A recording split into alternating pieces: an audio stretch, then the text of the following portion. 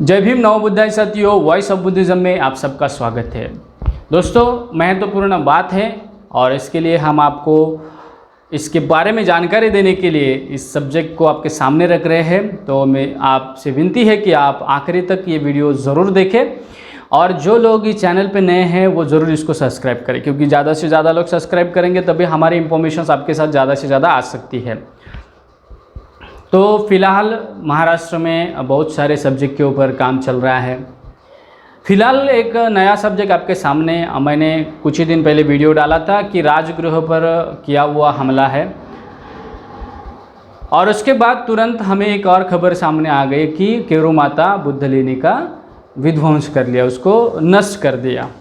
ये दोनों सब्जेक्ट को सामने रखते हुए मैं आपसे एक अपील करना चाहता हूँ कि राजगृह अहम मुद्दा है यहाँ का, और उसको डाइवर्ट करने के लिए ये केरू माता का सब्जेक्ट सामने लाया गया है। और इसके लिए जो यंत्रणा को चाहिए वही सब्जेक्ट हो रहा है। अभी बहुत सारे लोगों की अस्मिता जागृत हो चुकी है, और वो अस्मिता केवल और केवल सिर्फ इसी बुद्धलेनी के ऊपर सामने आती है।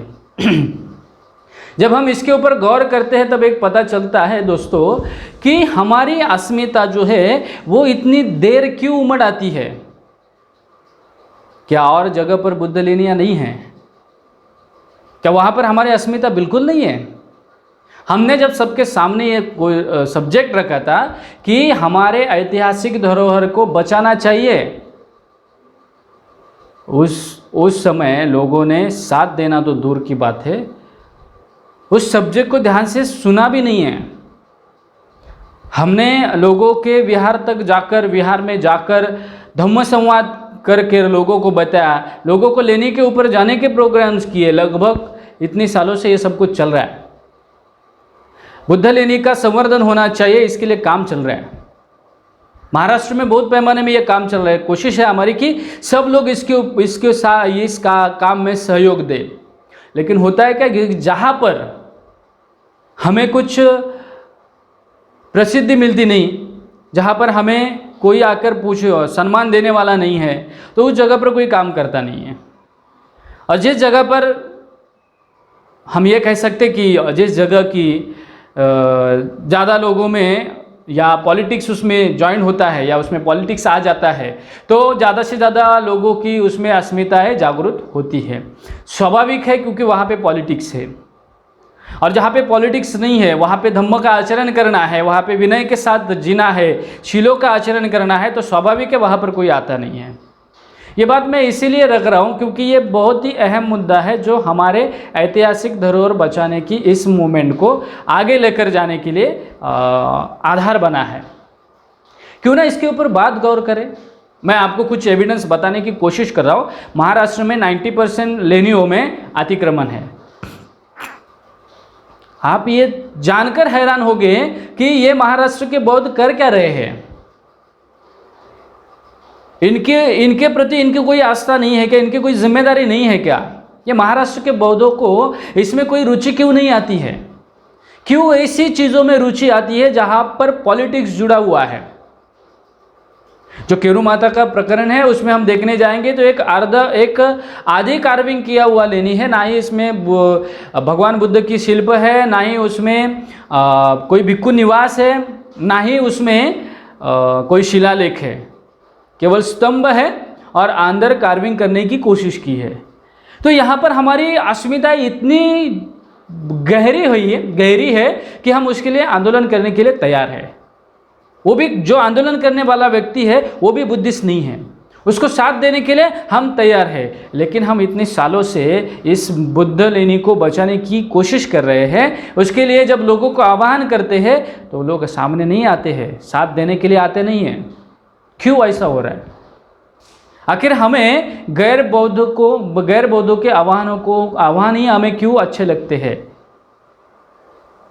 क्योंकि हम जब आह्वान करते हैं तो हम आह्वान के साथ हम आपको शीलों का आचरण करने के लिए कहते हैं, वो आपसे होता नहीं। हम आपको विनय का आचरण करने के लिए कहते हैं, तो जाहिर सी बात है कोई अच्छी शिक्षा देने की कोशिश करेगा तो उसके साथ तो जुड़ना बहुत ही कठिनाई का सामना करना पड़ता है। तो इसके लिए लोग सामने आते नहीं हैं। और जहाँ पर इस सारी चीज़ों से कुछ देन लेन नहीं है, इससे कुछ मतलब नहीं है, वहाँ पे बहुत से लोग जाते हैं क्योंकि वहाँ पे उनको सारी चीज़ें करने को मिलती है। और जब ये भारत की बौद्ध लेनियों का सबको, बौद्ध लेनी का इतिहास सबको मालूम होना चाहिए, इसके लिए हम कोशिश करते हैं। इस भारत में जितने सारे बौद्ध विरासत है इसकी जानकारी लोगों को होनी चाहिए। इसके लिए हम वो जो लिपि है, जो प्राचीन लिपि है, वो सिखाने की कोशिश करते हैं, वो भाषा को सिखाने की कोशिश करते हैं। तो लोगों को इसके बारे में कोई मतलब नहीं है कि आप इसमें पढ़ाई करो या आप इसमें कुछ पढ़ाओ, हमसे ये देन लेन नहीं। जहाँ पर पॉलिटिक्स है वही हमें सबसे अहम मुद्दा लगता है। अभी मैं आपको जो बताने वाला हूँ जानकर हैरान हो गए कि किस तरीके से आप देख सकते हैं। मैं आपको दिखाने की कोशिश कर रहा हूँ और आप देख सकते हैं। मैं इस मुंबई के स्थलों में से ही स्टार्ट करूँगा। आप महाराष्ट्र की आद्य लेनी जिसे कहा जाता है, वो जीवदानी लेनी का चित्र देखो। महाराष्ट्र के जो मुंबई उपनगर जिले हैं, जितने सारे वसई विरार जो है, वह उस वसई विरार में, विरार क्षेत्र में ये जीवदानी का मंदिर बना हुआ है। वो प्राचीन जीवदानी बुद्ध लेनी थी, आप देख सकते हैं। उसके बाजू में नाला सोपारा में ऐतिहासिक बुद्ध स्तूप है, जहाँ पे सम्राट अशोक के ऐतिहासिक शिलालेख मिले हैं, जिस शिलालेखों में महाराष्ट्र की लिपि का पहला एविडेंस प्राप्त होता है।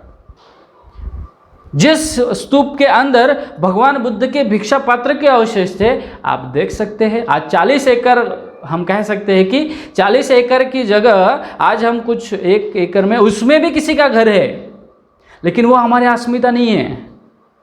उसके बाद हम आगे निकल कर आते हैं ना, तो वही दहिसर में आएंगे तो दहिसर में ऐतिहासिक बुद्ध लेनी है जिसे मंडपेश्वर नाम से जाना जाता है। आजू बाजू में चर्च है, आजू बाजू में क्रिश्चियनिटी का स्मशान भूमि है, बाजू में लोगों ने अपने घर बनाए हैं और जो जगह बची है उसमें इन्होंने शंकर बिठा कर रखा है। तो यह हमारी अस्मिता बिल्कुल नहीं है।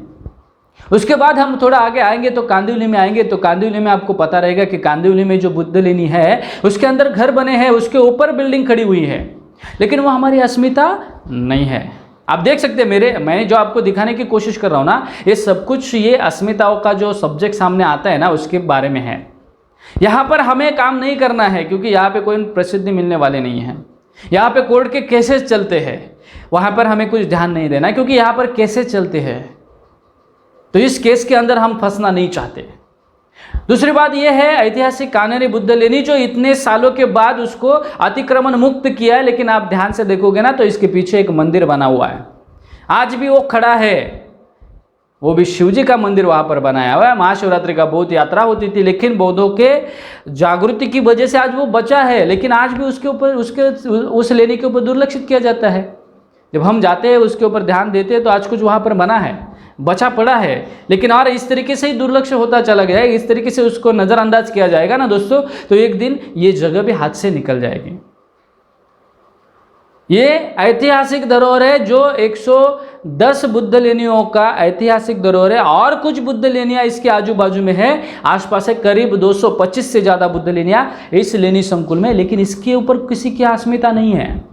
ये अस्मिता का सब्जेक्ट नहीं है। यहाँ पे पर्यटन आके बुद्ध स्थलों, बुद्ध की मूर्ति के ऊपर बैठते हैं, बुद्ध की मूर्ति के अंदर, बुद्ध जिस जगह पे भगवान बुद्ध की मूर्ति है, बुद्ध स्थल है, चैत्य गृह है, वहाँ पर जाके जिस तरीके से मनमानी करते हैं, यह हमें, इसके ऊपर हमारी बिल्कुल अस्मिता नहीं है, क्योंकि इसको हम नज़रअंदाज करते हैं क्योंकि यहाँ पे कोई पॉलिटिक्स नहीं है। उसके बाद विहार लेक के पास आएंगे तो दोस्तों वहाँ पर भगवान बुद्ध के स्तूपों के बहुत सारे अवशेष प्राप्त है, लेकिन कभी हमने इसके ऊपर ध्यान दिया नहीं है। बहुत जगह है, बहुत सारी जगह है। उसके बाद अंधेरी पूर्व में कोंडिवदे नाम की बुद्ध लेनी है जिसे महाकाली के नाम से जाना जाता है। वहाँ पर भी हमारी अस्मिता नहीं है।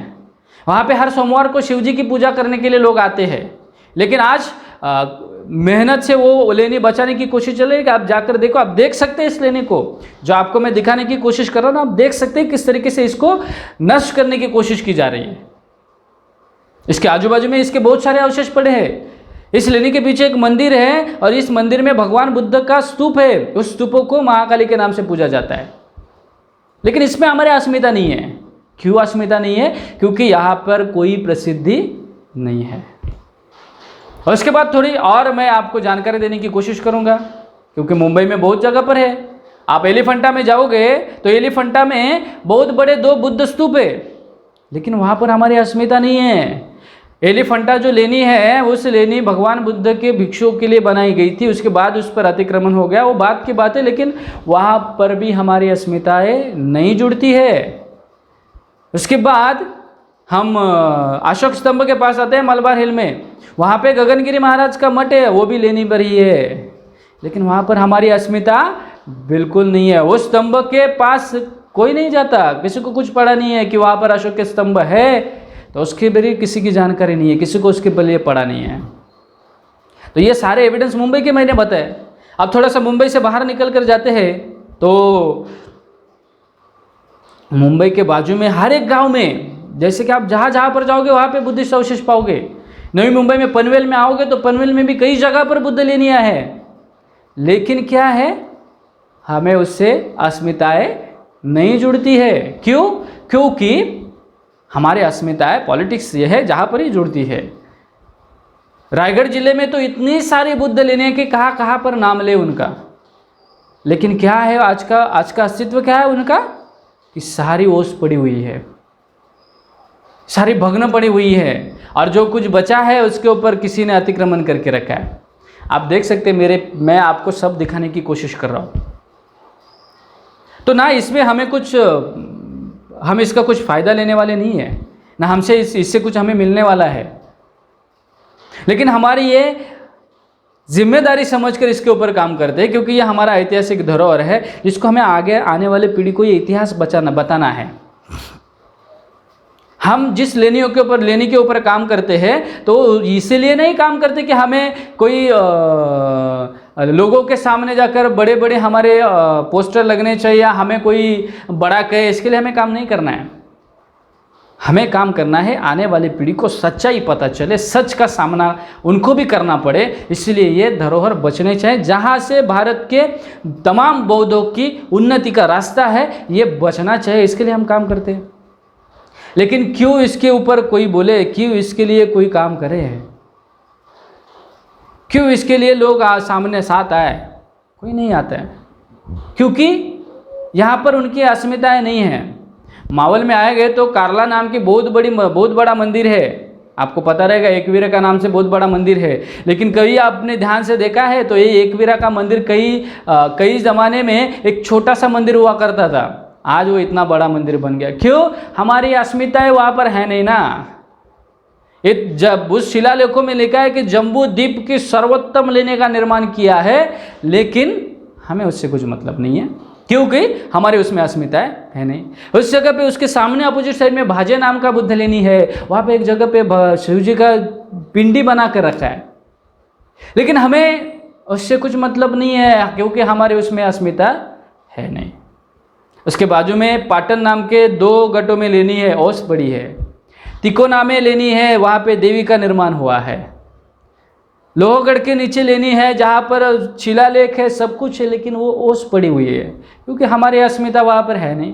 और जो काम करते हैं उनके साथ तो हमें जुड़ना नहीं है, क्योंकि हमारे उसके ऊपर अस्मिता ही नहीं है। जो काम कर रहे हैं वो लोग पागल होंगे, यही लोग काम कर रहे हैं, ये जो केरू माता के ऊपर जो लोग काम कर रहे हैं ना, वही लोग काम कर रहे हैं, तो क्योंकि उनको वहाँ पर अस्मिताएं दिखती है। जो हम इतने सालों से हम लोगों को बता रहे हैं तो उसमें अस्मिता नहीं है, बिल्कुल उसमें अस्मिता नहीं हो सकती, क्योंकि आपको उसमें अस्मिता दिखने के लिए पॉलिटिक्स नहीं है।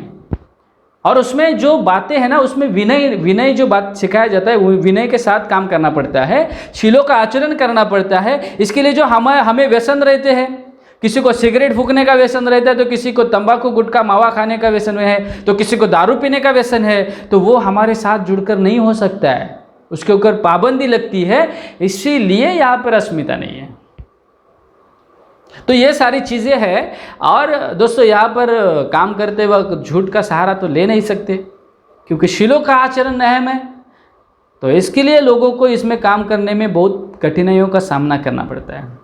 उसके बाद मावल के प्रांत के बाद हम थोड़ी सी और आगे निकल जाते हैं, तो ये पूना की सारी लेनी आपके सामने है। देख सकते हैं आप कितनी लेनी है। ये रुद्रेश्वर का लेनी है, यहाँ पे रुद्रेश्वर लेनी में मंदिर बना के रखा है, बहुत सारे हैं। बानेश्वर का देख सकते हैं, बानेश्वर को भी देख सकते हैं, आज बड़ा मंदिर बना है वहाँ पर। ये क्यों बने? चतुश्रृंगी का, ये देखो चतुश्रृंगी का ये मंदिर बना है, ये लेने के ऊपर है, लेकिन यहाँ पर हमारे अस्मिता बिल्कुल नहीं है। उसके आगे सातारा में जाएगा तो सातारा में आप जाएंगे तो आपको दिखेगा ये खंडाला तहसील में शिरवल नाम की बुद्ध लेनी है, शिव जी रखा है सामने स्तूप के सामने, लेकिन यहाँ पर हमारी अस्मिता काम नहीं करती है। क्यों? क्योंकि यहाँ पे शिव जी है। उसके बाद थोड़ा आगे और जाएंगे तो वाई में आएंगे ना, तो वाएंगे ये पाल्पेश्वर नाम से जाना जाता है, इसको पोहाले नाम से, ये जो लेनी है इसको लोहारे नाम से जाना जाता है, ये लोहारे लेनी है। लेकिन यहाँ पे शिवजी बनाया पूरे बुद्ध स्तूप को, क्योंकि यहाँ पर हमारी अस्मिता है नहीं। अनगिनत जगह है, वाई में तो अनगिनत जगह पर है। उसके बाद कराड़ में आएंगे तो ये आगा शिव का लेनी देख सकते, इसके जाखिनवाड़ी का, यहाँ पे देखो किस तरीके से बना कर रखा है। ये सारी चीज़ें मैं आपको बता रहा हूँ। और एक मावल की और एक महत्वपूर्ण लेनी बची है, वो देख सकते हैं। अब इसको घोरावडेश्वर नाम के नाम से जाना जाता है, बहुत ऐतिहासिक स्थल बना है वो अभी घोरावडेश्वर नाम से। वहाँ पर बुद्ध स्तूप को उखाड़ कर वहाँ पे शिवजी का पिंड बनाया, लेकिन वहाँ पे हमारी अस्मिता नहीं है, क्योंकि वहाँ पर हमें पॉलिटिक्स करने के लिए मिलता नहीं है। तो वो बचाने के लिए क्यों जाएंगे? क्यों उसको बचाए? जो सारे बुद्ध लेनियाँ हैं वहाँ पर तो लोगों ने कब्जा कर लिया है, तो हम उसको क्यों बचाए? यही धारणा है लोगों की। क्योंकि यहाँ पर जो काम करते वक्त है ना, आपको शिलों के आचरण के साथ काम करना है तो बहुत कठिनाइयों का सामना पड़ता है, क्योंकि ये पॉलिटिक्स है, तो पॉलिटिक्स का साथ है, तो उसमें मौज मजा करो, मस्त पे की सिगरेट फूंको, तंबाकू खाओ, ये आदत पड़ जाती है लोगों को। तो ये चाहिए, और जो विनय के साथ काम करना है ना, तो बिल्कुल नहीं चाहिए। उसके बाद थोड़ा और आगे जाएंगे तो कराड़ में ये आगा शिव का हम देख रहे हैं, जाखिनवाड़ी इसको कहते हैं।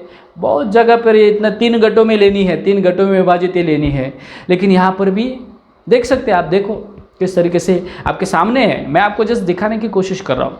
मैं ये क्यों बता रहा हूँ? क्योंकि ये महत्वपूर्ण पॉइंट, महत्वपूर्ण मुद्दा है जो आपको समझना चाहिए।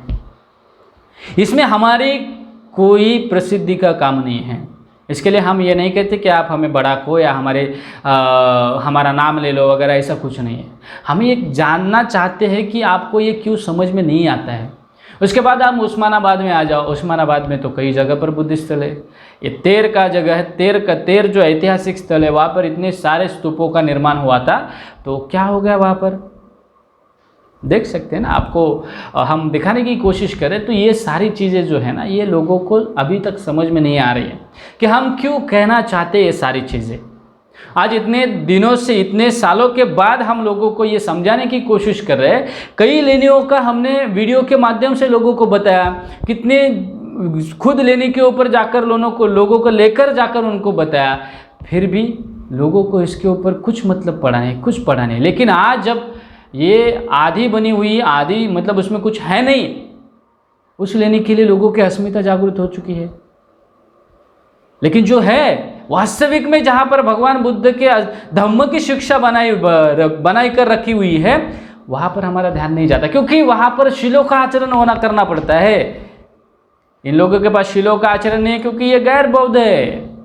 जो काम कर रहे हैं वहाँ पर गैर बौद्ध है, उनको कुछ मतलब पड़ा नहीं है। उनको बस हिंदू देवी देवताओं को गाली गलौज करना है और उसी के साथ जीना है, उनके साथ ही उनको जीना है। तो ये महत्वपूर्ण बातें थी जो मैं आपको बताने की कोशिश कर रहा हूँ। अगले पार्ट में और सुनेंगे हम, बहुत कुछ बातें हम सुनने वाले हैं, बहुत कुछ बातें हम आपको बताने वाले हैं। और इस माध्यम से आपको मेरी अपील है कि आप समझो, बातों को समझो।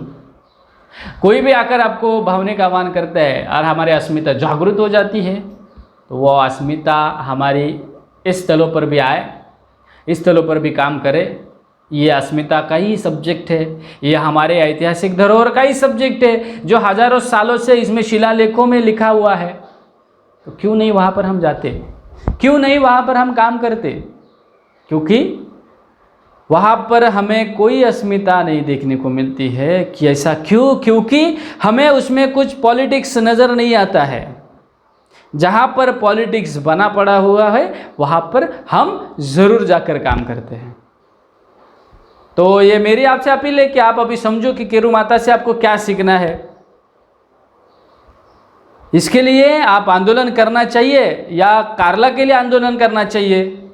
कार्ला के लिए जाओ, सब बौद्ध लोग कार्ला लेनी के ऊपर जाओ और करो अपील। वहाँ पे जो लेनी में जो मंदिर बनाया हुआ है, जो अतिक्रमण किया हुआ है, उसके ऊपर आवाज़ उठाओ, तभी आपकी बुद्ध लेनी के प्रति अस्मिता पता चलेगी। लेकिन वो आपको करना नहीं है। आपको कहाँ पर करना है? जहाँ पे कुछ नहीं है। जहाँ पर कुछ नहीं है वहाँ पर ही आपको काम करना है। अगर आपको सच्चाई में काम करना है तो वो कारला लेनी में जाओ, वहाँ का अतिक्रमण हटाओ। लेण्याद्री में जाओ, जो लेण्याद्री में बुद्ध लेनी के अंदर बिठाया गणपति है उसके ऊपर काम करो। वो काम नहीं करना है हमें। क्यों? क्योंकि हमारी वहाँ पर अस्मिता दिखती नहीं है, हमारी वहाँ पर अस्मिता है नहीं। तो ऐसे काम करने से अच्छा बेहतर है कि सच के साथ काम करो, सच्चाई के साथ काम करो। हम किसी को विरोध नहीं कर रहे, ना ही हमारा किसी को विरोध है, लेकिन जो चीज़ें हो रही ना उस चीज़ों के ऊपर गौर करो। क्यों हो रहा है ये? और ये इतने साल कहाँ पर चुप कर बैठे थे लोग? इतने सालों से ये जब 2013 में इसका नोटिस निकला था, 2013 में ये बुद्ध लेनी है, इसका जतन होना चाहिए, इसके लिए डिस्ट्रिक्ट कलेक्टर का ऑर्डर निकला था। तो 2013 से लेकर 2014 में जो अहवाल आया था उसमें ये लेने को नहीं है, इसको तोड़ सकते हैं। तो उस समय कहाँ गई थी हमारी अस्मिता? तो वहाँ पर तो किसी ने आवाज़ नहीं उठाया, वहाँ पर तो ना ही किसी ने साथ दिया।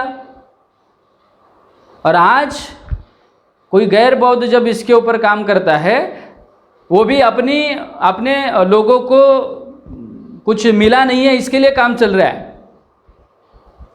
और बुद्ध लेनी के ऊपर अगर काम होता तो बुद्ध लेनी बचाने के लिए केवल केरू माता ही नहीं, कारला का भी अतिक्रमण हटाते। लेकिन वो अतिक्रमण जब कारला बुद्ध लेनी को अनाधिकृत घोषित किया, कारला बुद्ध लेनी का जो मंदिर है एकवीर का, उसको डिस्ट्रिक्ट कलेक्टर ने अनाधिकृत घोषित किया था, तभी तो ये आंदोलन करने के लिए सबसे आगे खड़े थे। आज भी यूट्यूब पे एविडेंस है, आप देख सकते हैं। मैं आपको 2 लाइन उसकी सुनाने की कोशिश करता, आप जरूर सुनो। ये बांधलेले आहेत, परंतु पांडवांचा आणि एकविरेचा काही संबंध नाही। जर संबंध असता तर संपूर्ण महाभारतामध्ये एकविरा हा शब्द तुम्हाला कुठेतरी ऐकायला मिळाला असता, पण संपूर्ण महाभारतामध्ये एकविरा हा शब्दच नाही। त्यामुळे एकविरा आईचा या महाभारताशी किंवा पांडवांशी काही संबंध नाही। आणि दुसरी गोष्ट अशी आहे की या बौद्ध लेण्या जे इथले आहेत त्या बौद्ध लेण्यांमध्ये मागच्या 2000 वर्षात आगरी कोळी नित्य नेमाने जातात आणि बाबासाहेबांनी सांगितलेला कुळ कायदा आहे की कसेल त्याची जमीन। आम्ही लेण्यामध्ये जातो, किंबहुना ठाणे रायगडच्या लेण्यांचं संवर्धन आणि सुरक्षितता ह्या आगरी कोळ्याने दिलेली आहे। आणि आता याची पुढची गोष्ट मी सांगतो की ज्या लेण्या आहेत त्या लेण्यांमध्ये ज्या लेण्या कोणी कोरल्या याबद्दल स्पष्ट उल्लेख केलेले आहेत आणि अनेक लेण्यांमध्ये आगरी कोळ्यांची नावं आहेत। थोर इतिहासकार माश मोरे यांनी याचे संदर्भ दिलेले आहेत त्यांच्या पुस्तकामध्ये। आणखी एक गोष्ट सांगतो की रायगडचं जे गॅजेट आहे ते सरकारने प्रसिद्ध केलेलं आहे आणि ठाण्याचं गॅजेट सुद्धा सरकारने प्रसिद्ध केलेलं आहे। आणि या गॅजेटमध्ये भारतातलेच नाही तर जगातल्या अनेक इतिहासकारांचे दाखले आहेत आणि ते इतिहासकार सांगतात की इथली जी बौद्ध लेणी आहेत ते स्थानिक आगरी कोळ्यांनी कोरलेली आहेत। आता लेणीत जर आगरी कोळ्यांनी कोरली असतील तर बाकीचा अधिकृत अनधिकृत ठरवण्याचा विषयच येत नाही। ती लेणी आम्ही कोरलीत आणि आम्ही सांभाळलीत। कदाचित या तहसीलदारांना याचा अभ्यास नसेल। माझी विनंती आहे की त्यांनी आज रात्री हे ठाण्याचं रायगडचं सरकारी गॅजेट पाहावं आणि त्याचा अभ्यास करावा आणि जगाचे प्रवासी काय म्हणतात आगरी कोळ्यांबद्दल, जग काय म्हणते ते ऐका। देखो क्या कह रहे हैं, उसके बाद आप सोचो। ये वही इंसान है जो इंसान केरू माता के ऊपर काम कर रहा है। तो आप देख सकते हैं, मैं खाली आपको दिखा रहा हूं, ये वीडियो आप देख सकते हैं। तो यही सच्चाई है दोस्तों। आप सुना रहेगा आपने क्या कहा है इन्होंने, आपने सुना रहेगा। तो ये बुद्ध लेनी बचाने का आंदोलन है, उस आंदोलन के ऊपर गौर करो। हमारी किसी के भी साथ दुश्मनी नहीं है, ना ही हमें उनसे कुछ हमारे उनके प्रति द्वेष की भावना है, बिल्कुल नहीं है। हमारे प्रति सबके मन में मैत्री की भावना है, सबके प्रति मैत्री की भावना है। इसीलिए हम बता रहे कि इसी मुद्दे के ऊपर लोगों को भावनिक ना किया करो। कानूनन कार्रवाई है वो ज़रूर करना चाहिए, कानूनन कार्रवाई करो, सिड़कियों के ऊपर केस करो, उनके ऊपर कार्रवाई करो क्योंकि उन्होंने बुद्धिस्ट स्थल नष्ट किया है। लेकिन कारला लेने के ऊपर भी अत्याचार, कारला लेने के ऊपर जो रक्त पिपासु देवी का वहाँ पर स्थापित किया हुआ है, उसके बदौलत वहाँ के हत्या की जाती है, जीवों की हत्या की जाती है, बुद्ध के सामने क्यों? वो भी ऐसी जगह पे जहाँ पे भगवान बुद्ध के स्वरूप स्तूप माना गया है, जहाँ से दुखों के मुक्ति का मार्ग बताया जाता था, उसी बुद्ध के सामने ये हत्या क्यों की जाती है? इसके ऊपर भी आवाज़ उठाएं। यही बात मैं आपके लिए आपके सामने रखने की कोशिश कर रहा हूँ। तो दोस्तों आपसे अपील है कि आप इस बातों को समझने की कोशिश करो। ये जो मैं आपसे बात करने की कोशिश कर रहा हूँ ना दोस्तों, तो इसको गौर करो और इसको समझने की कोशिश करो कि किस तरीके से बौद्धों को बहकाया जाता है, बौद्धों को भावनिक के आधार पर भावनिक बनाया जाता है। तो ये सच्चाई है, बहुत कुछ है, बहुत सारा ऐतिहासिक धरोहर है हमारे। ये मैं आगे आपके वीडियो में आगे जो वीडियो आएंगे हमारे, उसमें आपको देखने को मिलेगी ही। फिर भी आप ध्यान से सोचो और इसके ऊपर गौर करो, ये मेरी आपसे अपील है। वॉइस ऑफ बुद्धिज्म के माध्यम से ये वॉइस मैं आपके सामने रखने की कोशिश कर रहा हूँ, क्योंकि इसमें सच के साथ सबके सामने रखा हूँ। तो आप भी इसको जानने का प्रयास करो, समझने का प्रयास करो। और दोस्तों ये जो वीडियो है, अगर आपको इसमें कुछ समझ में आता है, जो हमारी बात मैं आपके सामने रखने की कोशिश करता हूँ, तो दोस्तों इसको ज़्यादा से ज़्यादा लोगों तक शेयर भी करो, ताकि पता चले कि किस तरीके से लोगों को बहकाया जाता है। तो यही मेरा आज का सब्जेक्ट था, जिसके माध्यम से मैं आपको ये बातें बता रहा हूँ। अगर दोस्तों ये सारी बातें आपको समझ में आ रहा है, इसके ऊपर काम करना है, तो डिस्क्रिप्शन में लिंक है, उसके ऊपर जाके आप कांटेक्ट कर सकते हैं और हमारे साथ जुड़ सकते हैं। तो मिलते हैं दोस्तों अगले वीडियो में, तब तक आप सभी को जय भीम, नमो बुद्धाय।